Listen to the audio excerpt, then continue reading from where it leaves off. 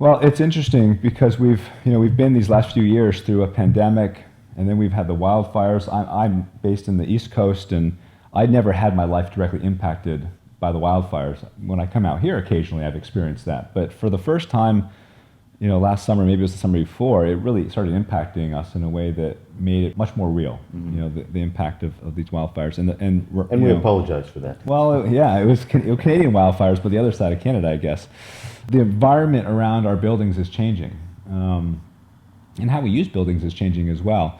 But I think everybody's recognizing that if we're going to slow climate change, we need to think differently about how we're doing many things in our lives, how we get places, but also how we design and operate these buildings. And so there's a big benefit. I mean, a big motivator for us, being somewhat of a mission-driven company, is to sort of do well and do good at the same time. And so we see this adoption of our technology with the IAQP procedure as a way to further this mission of addressing the climate impact that buildings have and making them more efficient.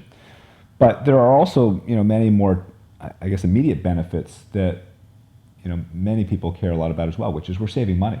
The nice thing about our solution is that not only are we making buildings more energy efficient, which helps with the climate mission, we're also making them more resilient, because if we're less reliant on outside air, when it is polluted outdoors, the buildings are more resilient to that.